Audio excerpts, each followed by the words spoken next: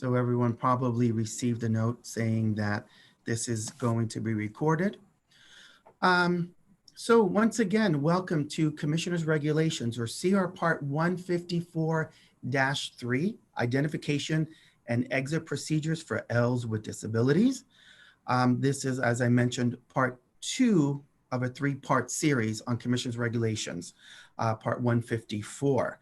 My name is Gaetano Vaccaro. I'm one of the bilingual resource specialists here at the Long Island Regional Bilingual Education Resource Network, also known as the Long Island Arburn. And I provided once again our email address, liarburn@esboces.org, as well as our general phone number, 631-218-5175.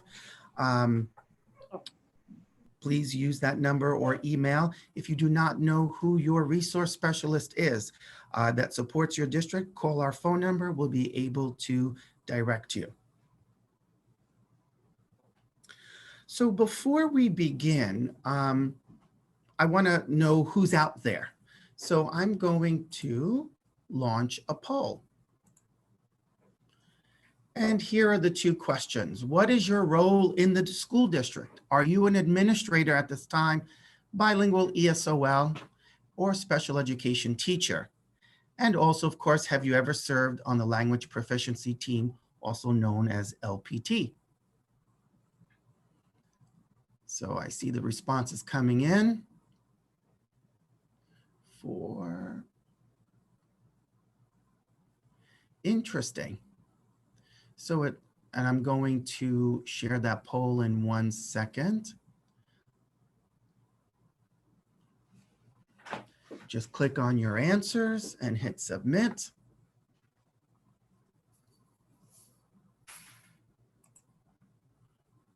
And let's see if I can put that in there.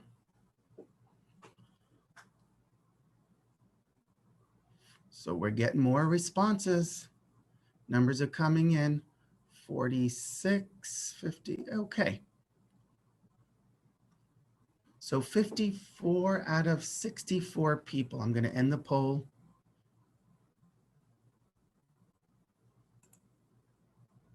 And I'm going to share the responses with you. Hopefully everyone can see those responses. We have more bilingual and ESOL teachers joining us today, 61%, followed by administrators and special education teachers. Also, it's 48% have been on an LPT team or LPT, and 48% have not, which is interesting. So that's great. So we have a variety of people joining us today. So great. So let me start with what we're going to be doing here. We're going to be talking about Commissioner's Part 154-3, which deals with students who come in to a New York State public school for the first time, or who are re-entering after being out of New York State for 2 years. And we're going to cover the different components of Part 154-3. Now, this all came about in starting 2015. It was passed in December of 2014, starting with programs in the 2015-16 school year. Prior to that, we had Part 154, and that was it. Once 15-16 hit, we had 154-2 and 154-3, which basically is just for students with disabilities. Of course, anything that's not covered in 154-3 would be found and would apply anything that's in Part 154-2. We're going to be talking about the scope and applicability of Part 154-3.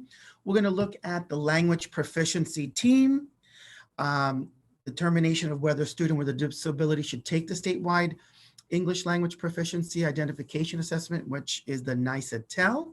And then we will also discuss exit criteria for students with disabilities. And if you notice on the bottom left-hand corner, I did provide you with a link. You can click that link and you would have the document for 154-3, as well as on the right-hand side, you have the guidance document. And Gaetano, I put those in the chat as well. Wonderful. And now what I'm also going to do, Denise, you put those in the chat. Did you put the link? I don't see the link to the actual presentation. If you could do that, I will also. Yes, it is. I will put it in again for those who just joined us. Okay, great. All right. And I'm working with 3 screens today. So before we begin, this is a letter that was sent out to state agencies, educational agencies, back in January 7, 2015. And as you can see, it comes from the U.S. Department of Justice and U.S. Department of Education. Once again, bottom right-hand corner is a link to the actual letter. And attached to that letter is a document. And we will not look at the document today unless we have time later on, but it has all the different components for students that are potential ELLs, as well as starting at page 24, those students who are identified as a student with disability and may be potential ELLs. But basically, this document ensures that English language learner students who may have a disability are located, identified, and evaluated for services in a timely manner. It also talks about English proficiency considered to determine appropriate assessments to be used. They tell you that are not to determine to be a student with disability because of a limited English proficiency. And of course, you see they use the old term LEP. Who have disabilities are provided with both the language assistance and disability-related services to which they are entitled under federal law. You heard me say last week, and I'll re-say it again, both ELL services as well as special ed services are both mandated services. I don't know if any of you work in these kind of districts, but delaying disability evaluations of ELL students for special education and related services for a specific period of time based on their ELL status. I've worked in districts where I was told, well, they just arrived here. Now I'm talking about students who are identified as ELLs, were not, did not have an IEP, but maybe a potential student with a disability. And they would tell me, well, we have to wait X amount of time, 2 years or whatever. In that document, it talks about not having to wait a specific period of time. And finally, the policies of null dual services. Sometimes I've seen IEPs that say monolingual services only, or because of scheduling, they cannot schedule one or the other. Please remember both are mandated service. And I would use that document and refer to it. Okay, so here we have that flow chart that we looked at last week. All students, regardless if they are general education, a student with a disability, meaning they come to your district with an IEP already in place, or a student who's is eventually identified as an ELL and then possibly potentially a SIFE student, which we'll talk about next week. So all the students follow this flow chart. And we talked about the home language questionnaire, or HLQ. And again, you have the link there. And we also talked about the individual interview. We're going to look at it more in detail today as it applies to students with disabilities. So we'll take a look at that in a moment. Also, we have screening students with disabilities, which is step 1C. And there is the link for, once again, the guidance for the CR Part 154-3, as well as the actual document. So you'll see that in the file. So once again, let's take a look at the home language questionnaire. So it's a 2-page questionnaire. State Ed has created an HLQ in 41 languages. You're welcome to use their HLQ or create your own, but there are certain things that must be on that HLQ, which one of them includes educational history. On page 2 of that HLQ, you'll see question number 9. Do you think your child may have any difficulties or conditions that affect his or her ability to understand, speak, read, or write in English or any other languages? If yes, please describe them. So starting with that, then you move on to, has your student ever been referred for a special education evaluation? And then if referred, what was the outcome? So that is part of the identification process. The HLQ right there starts kind of like, I think we might have to get a language proficiency team, which we'll talk about in a moment, together. But again, depending on what's on here, right? So that's part of the HLQ. Then we go to the interview. And just as a reminder from last week, qualified personnel must conduct and review the HLQ and the individual interview with the student in English and in the student's home language. And it includes a review of abilities of reading, writing, math, and all languages. Here is the link for that. Something very important, students with an IEP must have their parent be part of that interview. Also, the HLQ and interview should be documented so that this information can be provided to the language proficiency team later.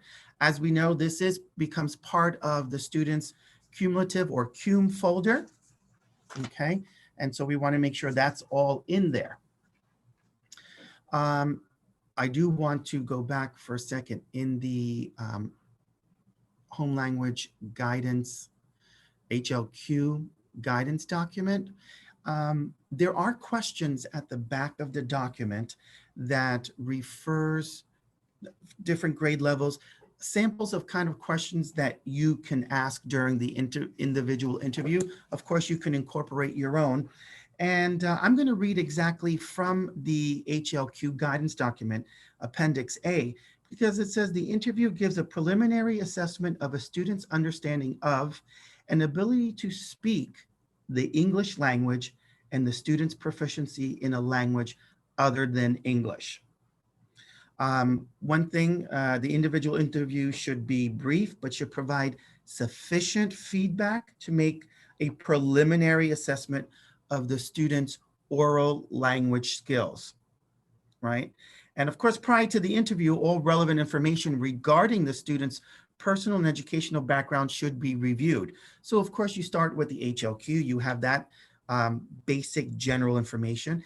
And if the student is coming to us from another state, any evaluations and any other information that may be available. One thing I also want to bring up, because this has come up a lot, the fact that we may have students in a dominant English-speaking household, but they were adopted from someplace else. So children of foreign birth or ancestry who through adoption, kinship, foster care, or guardianship become part of a family in which English is spoken may also be ELLs. So the parent is filling out the HLQ, they're writing English, English, English, but the child has been adopted or is coming from another country where they were speaking another language. Well, then we know there's an L right there. Also, in the HLQ and in that guidance document, they talk about communicative competence during this interview. And what they're basically referring to is the ability to apply the rules of language to form grammatically correct sentences, to know when and where to use these sentences and with whom, express ideas in discourse, and navigate misunderstandings or gaps in communication. Now, remember to take into account the cultural differences in verbal and nonverbal communication. I'm looking at the chat window with you, Denise, and I don't see any questions thus far, correct? Okay. Right, yep. I see you nodding yes. I have 3 screens open, so I don't know which way to look. All right, so let's move on. Let's look at some examples. So someone who's English proficient, if the individual interview indicates that the student is proficient in English, then the student may be deemed English proficient and be placed in a general education program without the support of a bilingual education or English as a new language program. And of course, this includes entering kindergartners, right? All right. Another example where we know that we're going to administer the NICETEL is if the student does not have an IEP. And we talked about general ed students last year, right? Last week. HLQ indicates another language. The individual interview indicates that the student understands or speaks a language other than English, and the student does not appear to be proficient in English. Well, then the NICETEL must be administered, and then you check the appropriate box on the HLQ. Remember, at the end of the HLQ, when you review it, qualified personnel must sign off on it, and it also states whether or not they were sent for the NICETEL or not. Now, when do we refer to the language proficiency team? So if the student has an IEP, then we know an HLQ indicates a language other than English. And the individual interview with both the parent and the student indicates that the student speaks or understands a language other than English, and of course does not appear to be proficient in English. Well, then you defer the administration of the NICETEL, and now we provide the results of the HLQ and the individual interview to the LPT. We also want to include any other documentations that we have if they're coming from another school district outside of New York State. Of course, in New York State as well, but remember, the identification process only applies to those new students or those re-entering after 2 years. And we'll look at that one more time a little bit later. Follow the ELL identification process for students with an IEP. And guess what? They also have their own little flow chart involved as well. And so this is just an image. I know you can't read it, but there's a flow chart. And what would a flow chart be without a guidance document? So we have both of those. Up there you have on the top left-hand corner above the guidance picture, you have the link. Also in that flow chart earlier, that's in purple, that applies to everyone, is also the guidance document. So we're going to take a closer look at this flow chart, which is in the guidance document. So are you confused yet? Because we have two flow charts. We have the general flow chart, and then we have one additional one that applies to students who come in with an IEP. And so let's take a look at that. We have the initial screening, which we talked about, which is of course the HLQ. We have the individual interview with the parent and the student, or I should say with the student and the parent involved, present. And now we're going to look at the language proficiency team. So screening a student with an IEP. To whom does the LPT apply? Well, as I already mentioned, this is a student who is new to New York State public school system or re-entering after 2 years. So if they were in your district, left and came back after 2 years, or they were in another school district on Long Island or anywhere else in New York, New York City, upstate New York, they leave and come back after 2 years, they are also, this applies to them as well. They may have an IEP or 504 from another state or US territory.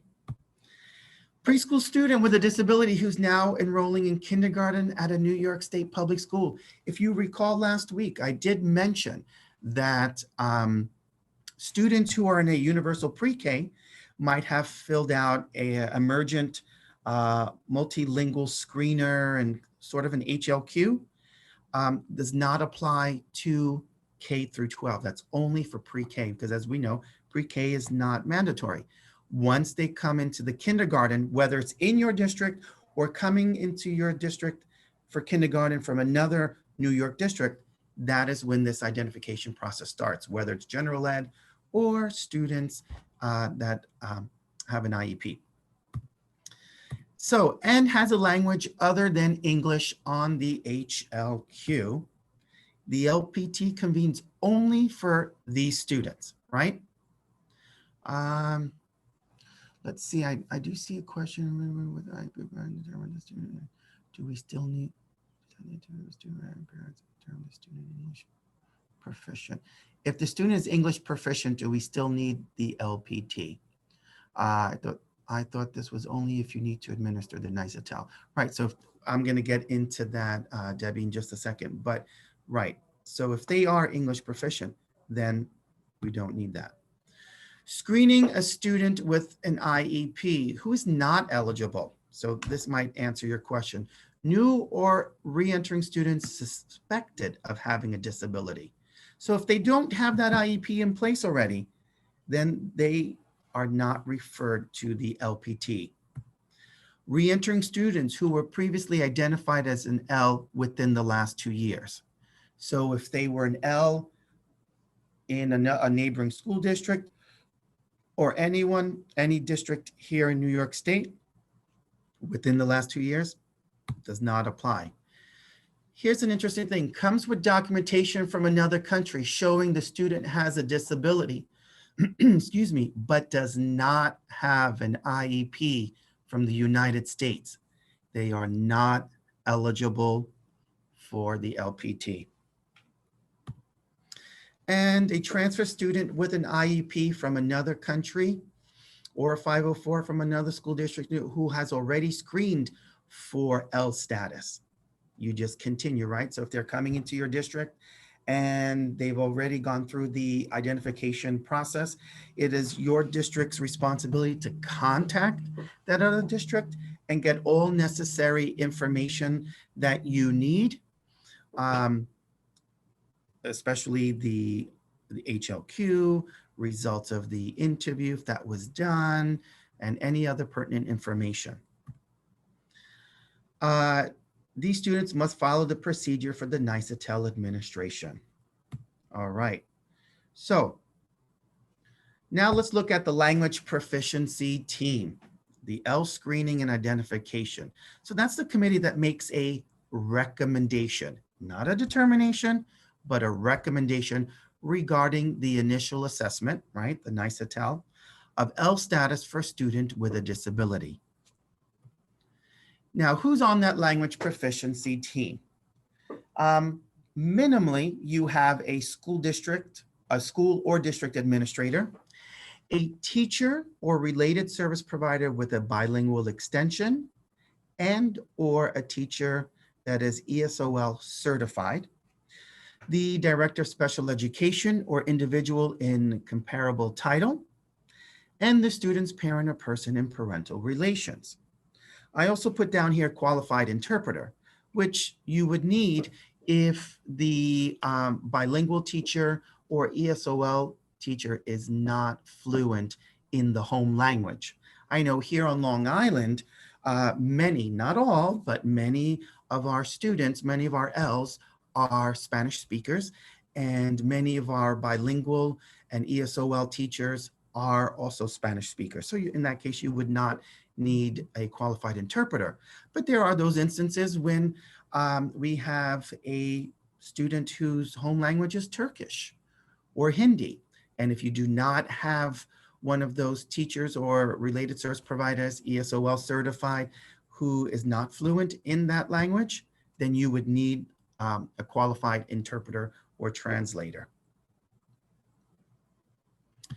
Okay, so the LPT will consider evidence to make a recommendation as to whether the student may have second language acquisition needs and must take the NICETEL, or makes a recommendation that the disability may be the determinant factor affecting the student's ability to demonstrate proficiency in English.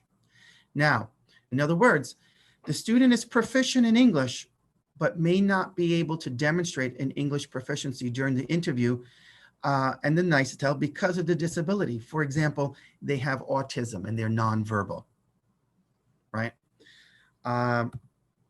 So let's take a look. The LPT is not the CSE, though we may have certain people that are on both teams, and the CSE is not the LPT. And you'll see what I mean a little bit more when I get into that. The LPT, does not have the capacity to exit a student from ELL status.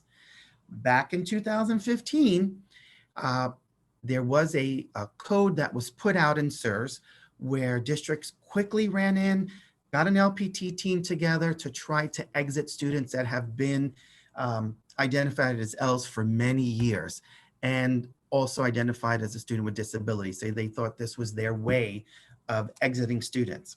We will look at exiting students in the end of this presentation, toward the end of this presentation. But once again, LPT does not have the capacity to exit a student from ELL status. They do not function as the Committee of Special Education, though, as I mentioned earlier, some members may be the same. And of course, LPT does not meet regarding a student suspected of having a disability. Remember, we said earlier, if a student comes in, there's a language other than English, we suspect they may have a disability, they do not go through this process. They'll go through the ELL identification process, but without the LPT. Gaetano, sorry, I hear my echo. We had a question that I responded to, but is similar to this, this slide that you're discussing. Let me go back. Okay. Okay. So Melody, I did Rule of respond thumb? to you. Yeah. So oh no, not that one. This one is if the parent expresses concerns and doesn't have an official IEP from their country, you know, that means then that the student would go through the identification process and possibly then take the NICETEL. You would not, it should, something along the lines that we shouldn't accept the special ed department telling us to wait a couple of years before they get tested. So there's no official rule of thumb where you have to wait 3 to 5 years for the student to acquire the language. You can begin the RTI process right away. And if it's determined that the student needs more services or to go for an evaluation, you can do that within the first year if it mandated, if that was deemed appropriate. So there is no rule of thumb of waiting. Right. That is correct, Denise. And in the beginning of the presentation, I have that link from the Department of Education, U.S. Department of Education. And, you know, I'm looking at you because you're up on my screen number 2, U.S. Department of Education and Department of Justice. And when you click on that link, you'll see the letter and it's about 2 pages. And then after that letter, you'll have the actual document and you can go through and it's all about ELLs and identification and everything like that. But starting on page 24, as I mentioned, it talks about students with disabilities and identifying those as potential ELLs. And that's where it says there that there is no regulation saying that you must wait. But of course, as you mentioned, Denise, the response to intervention and providing those processes, because if you are going to eventually refer a student to an IST or SST, depending on what you call it in your school district, and possible services later on, you want to have as much information as possible. So using that RTI is great. And we had just a few other questions that Sure. are related. They were sent to me privately and I responded, but many others might be wondering the same thing. So again, if a student is an incoming ELL, right, and is suspected of having a disability, the question was, would they be tested by an ENL teacher with the NICETEL first, or will a special education teacher test them first? So remember, the qualified personnel in the identification process in general, so that student, believe it or not, falls under the general education identification process, right? So they don't have an IEP, though we suspect they may be special ed. The qualified personnel in administering the HLQ, reviewing it, and the interview must be the qualified personnel, which is the bilingual ESOL teacher that is fluent in that language, as well, or an ENL teacher who is, or ESOL certified teacher who is fluent in that home language. Okay, thank you. And also, Debbie, to answer your question, the question was if the student, if you go through the student comes with an IEP and you go through the identification process, do you still have to convene the LPT? Repeat that again, I'm sorry. So if the student comes in with an IEP, right, and you begin to go through the identification process, you have the interview with the student and the parents. If they're determined to, they're deemed to be English proficient, do you still need the LPT? No. Okay, and there was one more. And in that, and just to remind everyone, in that flow chart, you will see that both either in 1C in the general ed flow chart, the purple colored flow chart, also in the flow chart, which is located on page 4 of the guidance document for students with disabilities. It'll say if they're English proficient, then no. And then, sorry, Gaetano, these are all good questions. And like I said, some are sent privately. So then I end up responding privately. But if you want to send your questions to everyone, that's fine. And we can, this way everyone can see the question and the response. So Lauren, I know you're in a BOCES, and the question is, I have a few first graders who have IEPs, and in my and the classroom teachers' opinions, they need ENL. However, the districts identify students as L. So I'm guessing here, and Lauren, you can come off mute if you want. I'm guessing the students went through the ID process. They were not determined to be Ls. They have IEPs now. And you're saying that they probably should have been identified as Ls. So the question is, can we rescreen with an LPT to determine L status? Okay, that's a great question. We get that question a lot. So no, you may not go through the identification process because that happens only, let's say, one time in the student's academic career, unless they leave and come back. And when I say leave, not BOCES or their district, but leave New York State for 2 or more years.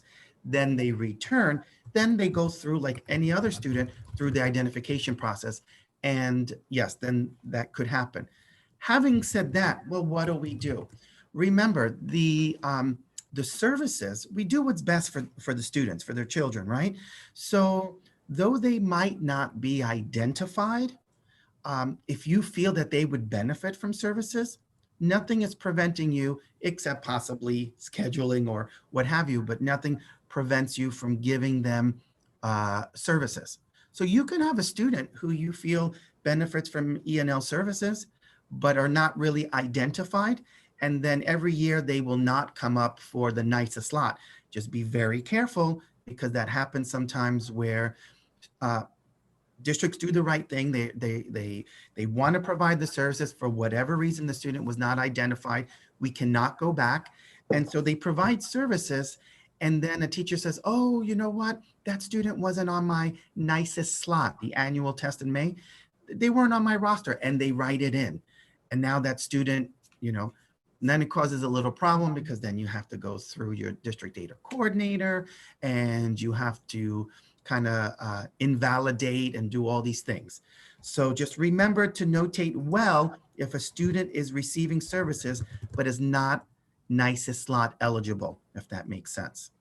I have another question for that. Since they came to us in kindergarten, I'm assuming they got identified in pre-K. So does that not count? And maybe they didn't get the identification process when they were in kindergarten? Great question. Is this Lauren? Yes. Lauren, great question. So as I mentioned earlier, the pre-K is not mandated, right? So what the Office of Early Learning did was they kind of contacted our department in the Office of Bilingual Education and World Languages just to see what we're doing with our Ls. And so they created this multilingual, early emergent multilingual screener kind of thing. That's HLQ included. And though that's great, and it helps the students if sometimes that district may provide a TA that's bilingual or some kind of language support, it's not part of the K through 12 process. So they would, let's say they filled out that HLQ in pre-K, they're going to fill out another HLQ for kindergarten. Does that answer your question, Lauren?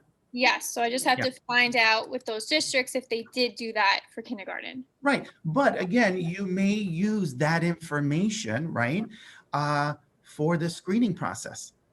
So now you know, oh, they were screened, and then you look at the kindergarten HLQ, it hopefully should be the same. But if that child has received language support in pre-K, that's more information for you in determining NICETEL for kindergarten. Okay, so if they didn't have another HLQ in kindergarten, then we have to do that now, or is it too late because it's already been over a year? If they did not have it in pre-K or in kindergarten? In kindergarten. If they only had the multilingual screener in pre-K, but not another HLQ in kindergarten, but now they're in first grade, so time has passed, can we Right. still do that? So why don't you email us and I will follow up for you, because we're still kind of early. If this is their kindergarten year, right? Now they're in first grade. Oh, now they're Yeah. now they're in first grade. Yeah, there should have been an HLQ. I'm not saying there's not. I'm thinking there might not have been. I'm Okay. guessing. I'm not verifying, but Oh, okay. yeah. Okay. Okay. And Lauren, because Gaetano and I are Eastern Suffolk BOCES employees, Mhm. we understand the population of students that are primarily serviced in all of our BOCES.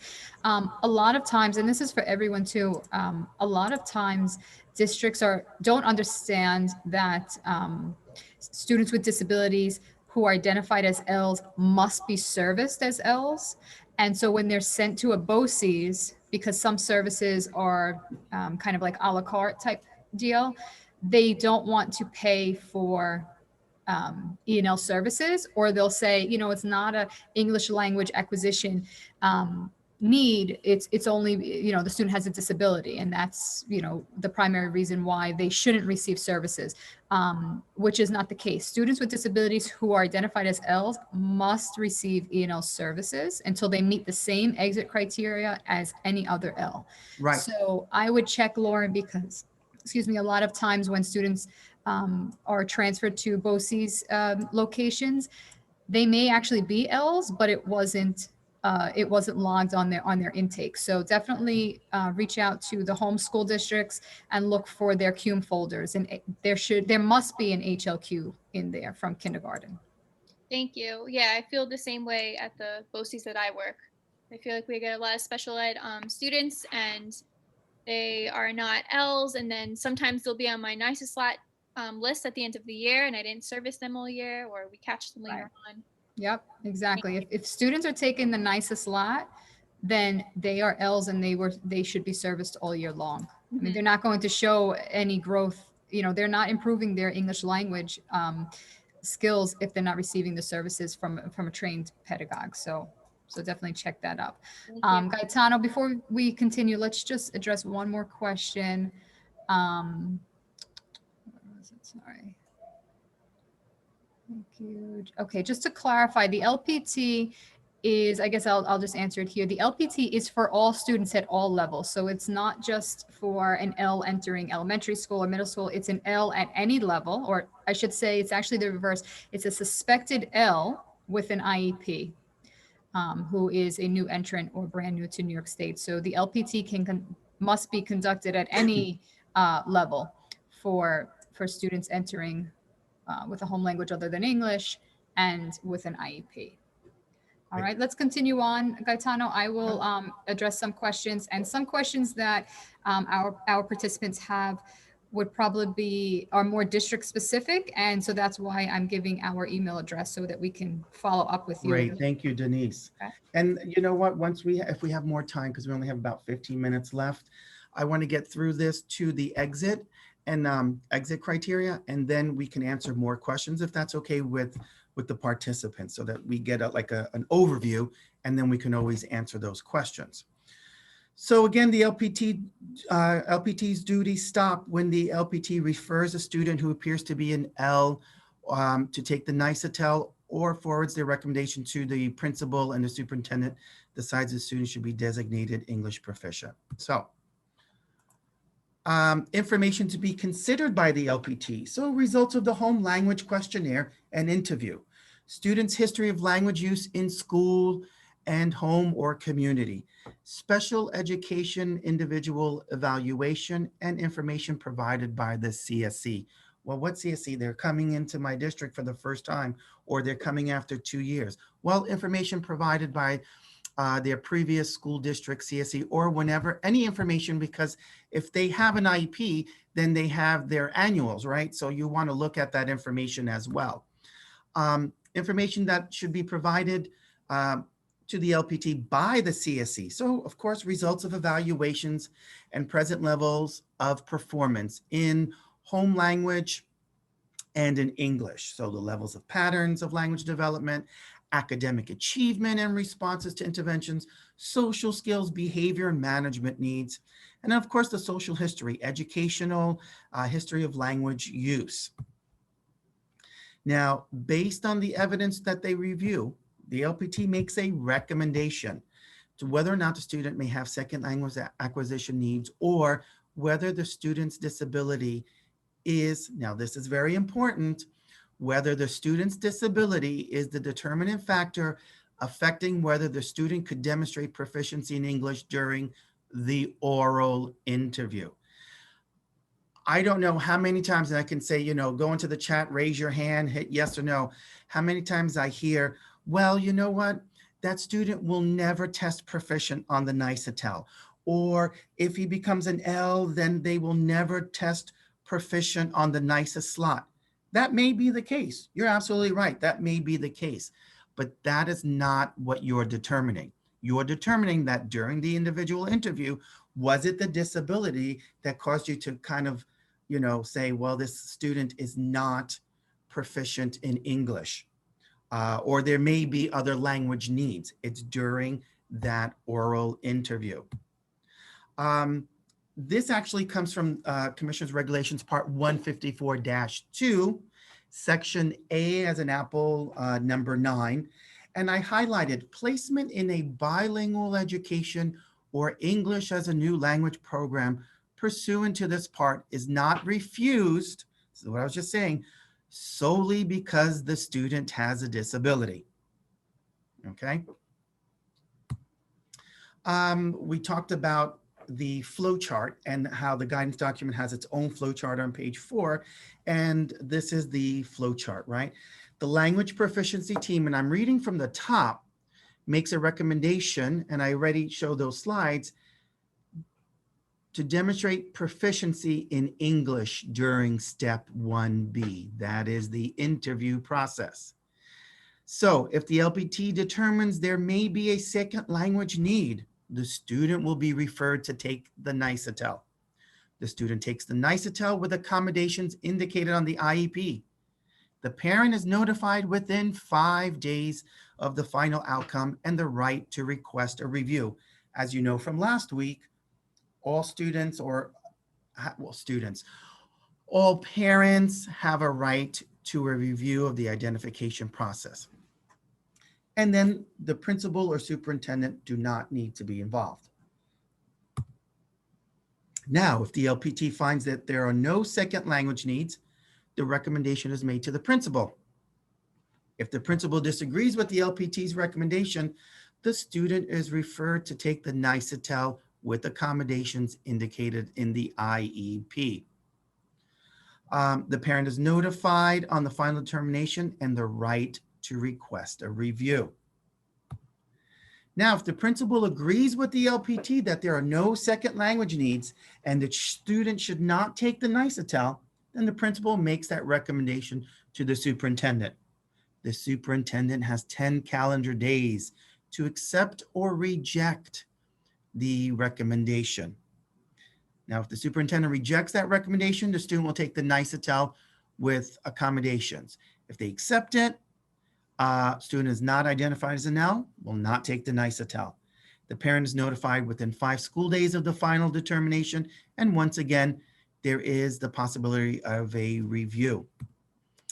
Once again, the key factor for the LPT to consider: evidence that the student's disability affects his or her ability to speak, listen, read, or write any language. The extent to which the student sustained extensive or minimal exposure to language or languages, right, multilingual learners, other than English, whether the child's parent or guardian foster parent or other primary caretaker's primary language is a language other than English. The student is from an area where the primary language is other than English, for example, Puerto Rico, and the LPT should refer the student for the NICETEL unless there is clear and compelling information that English is the student's primary language, right? They only received instruction in English. Children who were adopted with another language prior to adoption. The IEP or the evaluation reports indicate language acquisition needs, whether the student does not respond to any language other than English. So unless it's very clear the student has no second language needs, the student should not take the NICETEL. Very important, and I think this talks on what some people brought up. A lack of information about second language needs in the IEP or previous records should not be interpreted as meaning these needs do not exist. And concerns that the student may be unable, and this is what I talked about earlier, exit ELL status because of the impact of the disability on the performance and listening, speaking, should not be a factor. So we already talked about the student may have second language acquisition need and should take the NICETEL, or if it is the disability determinant factor where the student was unable to demonstrate proficiency, right? And that's what the LPT is making a recommendation. Finally, the outcomes. In effect, the LPT is looking for evidence that the student will need ELL and bilingual services to become proficient in English, or the student will be able to benefit from instruction and special education services with no services, ELL or bilingual, because there are no second language acquisition needs. And now we're back to the flow chart for all students, general, students with disabilities that may be potential ELLs, as well as those students who may be potential SIFE students.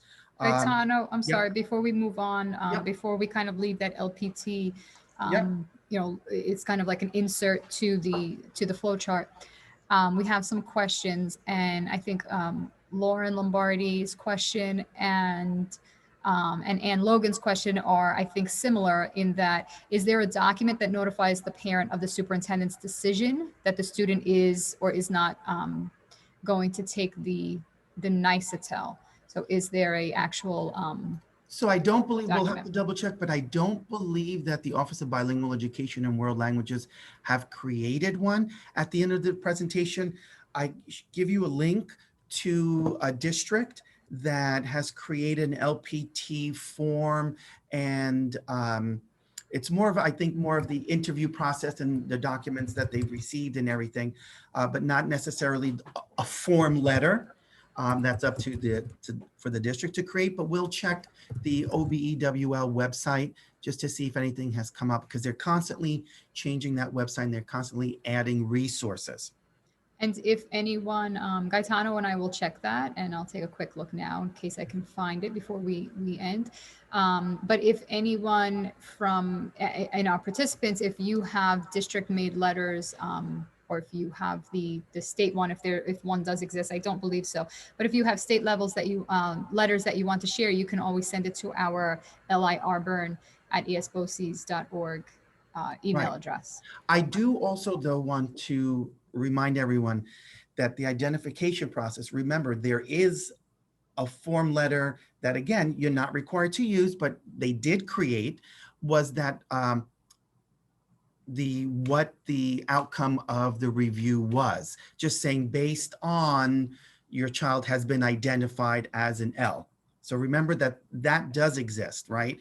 So where it says based on the HLQ and the interview and the NICETEL, your child has been identified as an L and will receive, right?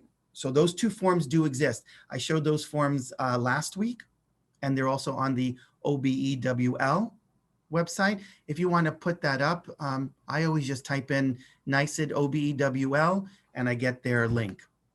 But again, this particular part of the flow chart is for all students that are new entrants or returning after 2 years, the review of the ELL identification determination. We already mentioned upon receiving requests from a parent or guardian. A teacher can also initiate a review of the ELL identification determination. And even the student themselves, if they are 18 or older, that could happen, can also initiate the review. And again, we discussed the review last week, and that's still part of it. And then, of course, there's the ELL exit criteria that I'm just going to quickly show in a second. There are two links I put here, emergency regulations due to the pandemic and the provisions memo.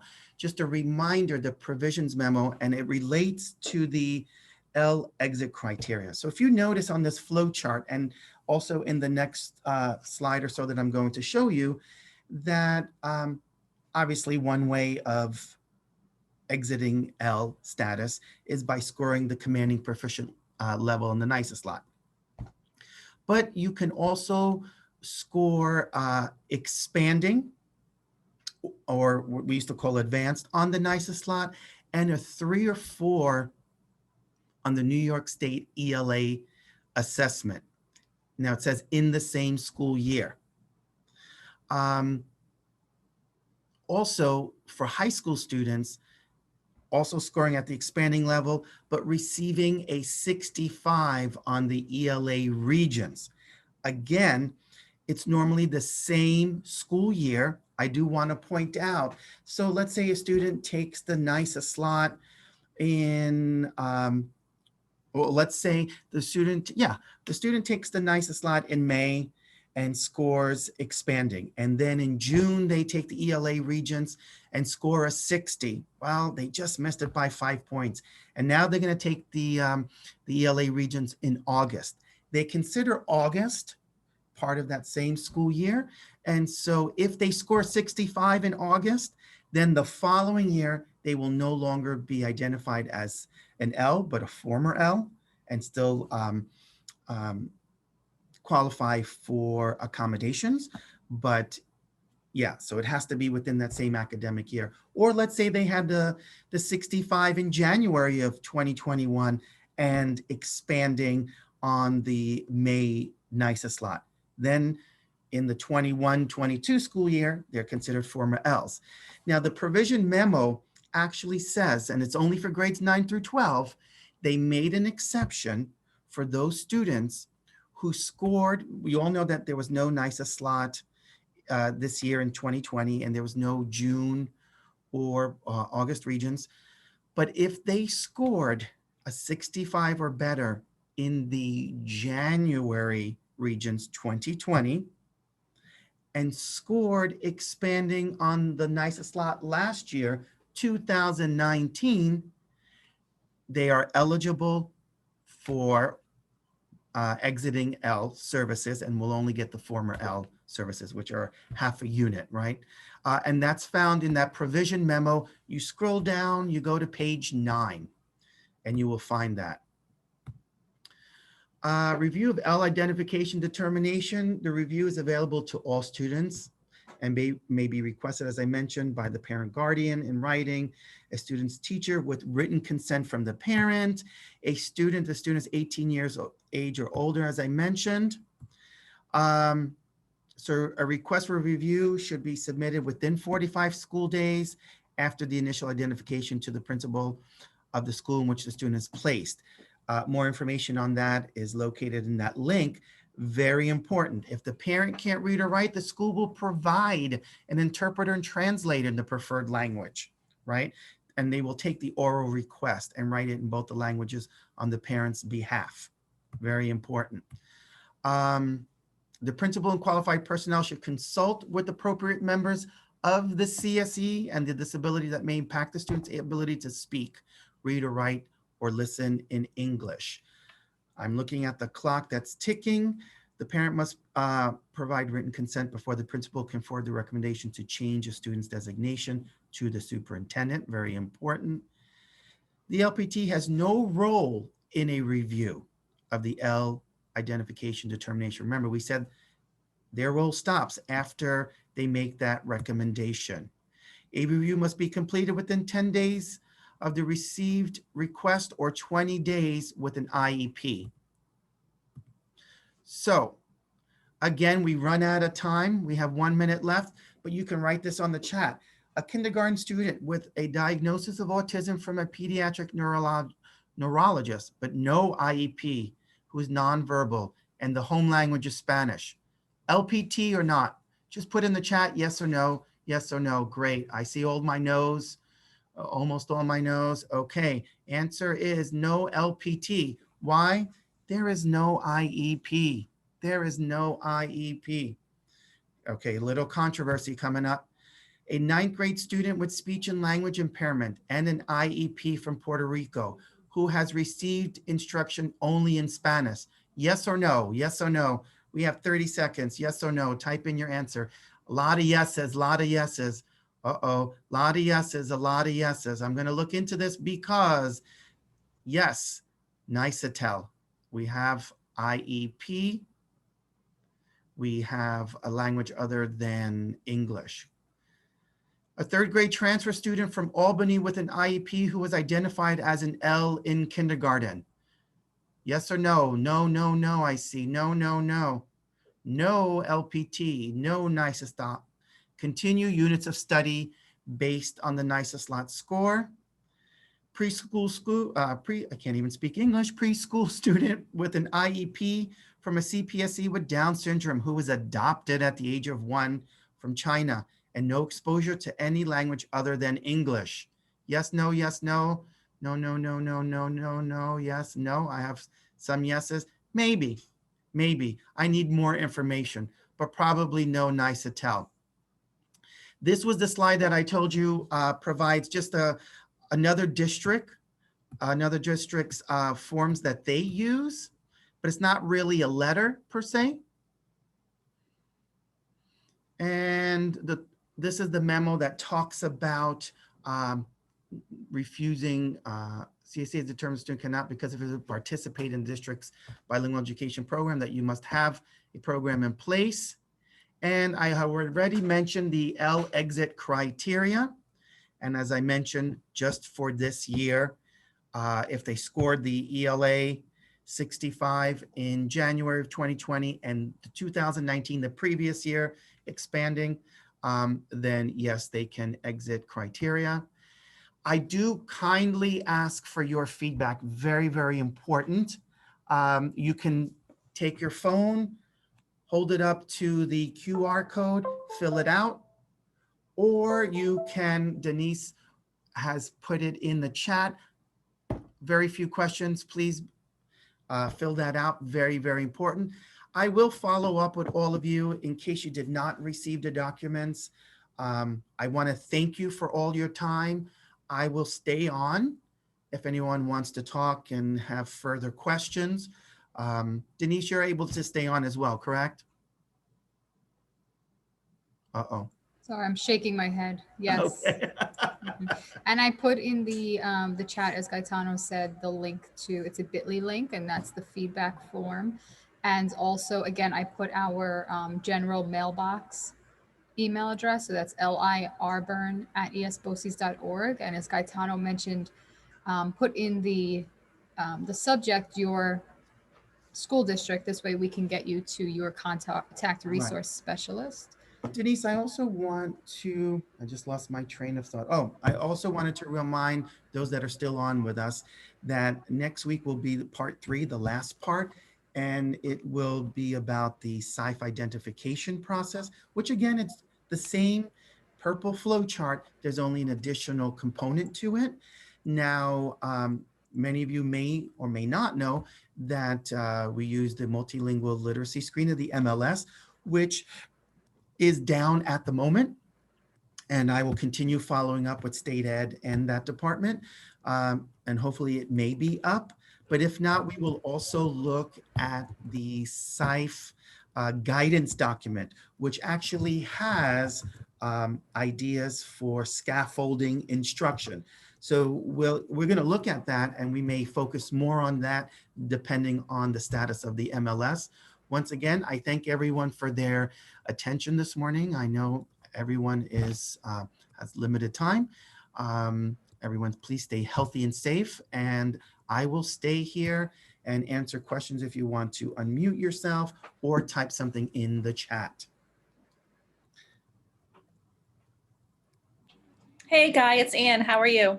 Good, Ann. How about yourself? I'm good. I'm good. Good to see Is there any guidance on alternate assessment other than a nice for those that have been in the, in programs for quite some time? I keep Right. hearing, oh, it's in the future, in the future. Yes, you and I keep on hearing the same thing. Yeah. So here's the thing. First of all, I remember a meeting I attended January 2016, and they said we're starting to work on this alternate assessment.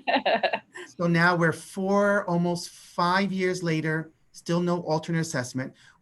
Our department did receive something to review in regards to they are looking at different publishers that have alternate assessments. But one thing I do want to caution you, Ann, though, because you said, those students who have been ELLs for many, many years, it may not apply to them. It is for that 1%. Oh, gotcha. So it's not for all students that can't. Remember, we talked about it earlier today. It's not for those students who cannot test proficient on the nicest lot. It's not because they're a student with disability and they can't test proficient on the nicest lot, because they may never test proficient. On me. Yeah, so that's where we are with that, Ann. Will it be for students who are nicer students? I'm not sure. I'm going to have to wait till once they come up with that, we'll have guidance on it. But what we were told was that it is for that 1%. So it could be for those students. I'm not certain.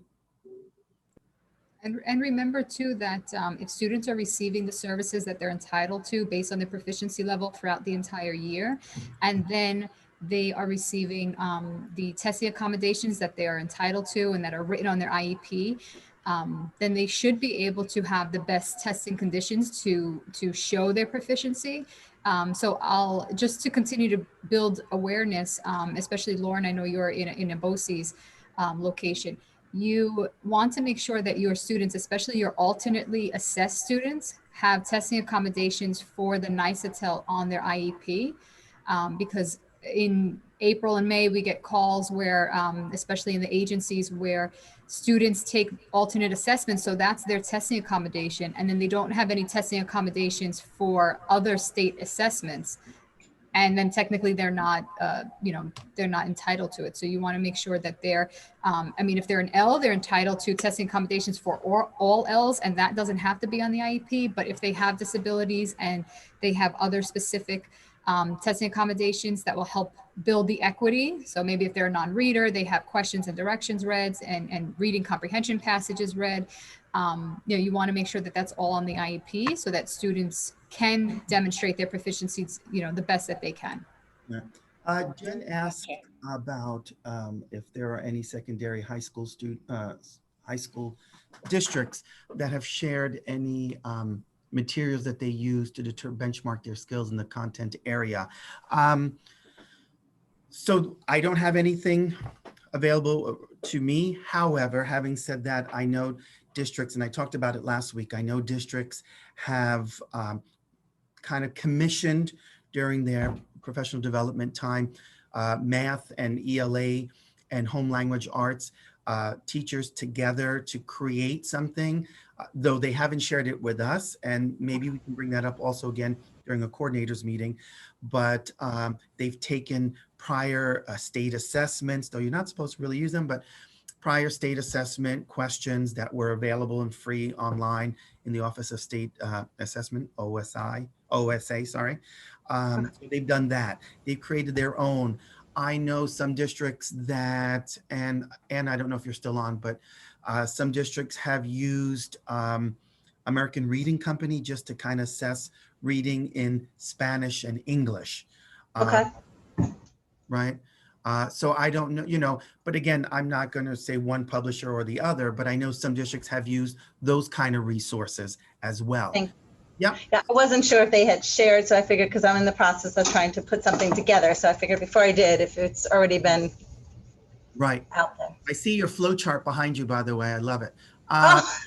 Thank you. But again, I think that's a great professional development opportunity for teachers to come together from ELA and math and say, you know what, let's look at previous questions. Let's put some questions together and let's build something up to kind of help us understand where a student is in their math, in their home language arts, if it's Spanish or another language, as well as ELA, some reading comprehension kind of thing. Because that could also help you determine possibly SIFE as well. Absolutely. And that's a great project to work on. Thank you. Thank you very much. Pleasure. And thanks for joining us, Jen. Thank you. Guys, Have a great day, guys.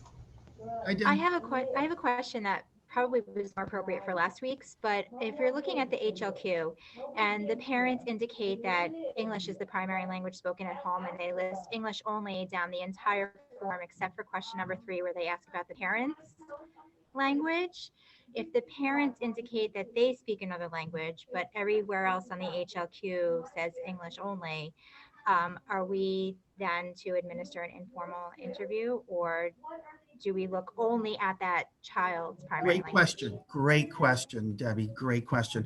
So 2 things. One, you said informal interview. There's nothing informal about that interview. Well, the personal interview, I should say. Because we used to use that terminology, Yes. informal interview, Yes. and it's not, as you can see, it's not informal. But Right. it's funny, when I worked in New York City, their guidance, only for New York City, used to say, if any question on they call it the HILS, Home Language Survey, if any question has a language other than English, right? Yes, I would go ahead and continue with the interview. I want to see. Okay. Just because the parent speaks it, but the child, it says that the child does not. But something as simple as asking them to do something or to pick up a pencil or write their name in another language will kind of indicate to me, oh, that student understands it. And that's not a bad thing. Let's remember, students can be truly bilingual. Yes. It's possible. But we'll know through the NICETAL because they could test commanding in English. So they have the commanding language in English and possibly have the commanding language in their home language, right? But Right. we won't know unless we NICETAL. Okay. Thank you. My pleasure. And that's a good question, Debbie, to bring up because we live in the ENL world or the English language learner world, and we forget that every single student that enters, when they enter or re-enter after 2 years for the first time in New York, they have to complete the HLQ. So it's every single student, even, native English speaker who, is coming from New Jersey and, everyone speaks English. The interview is still supposed to be conducted, should still be conducted just to make sure that this student doesn't have language acquisition needs. So it's for every student. And that's why sometimes you should be getting HLQs for students that you don't know or didn't know were ELLs or, suspected ELLs. You should be signing, if you're the only person in your district, you're constantly signing every HLQ for every student that enters. So that's something to keep in mind. Right. Great. Thank you, Denise.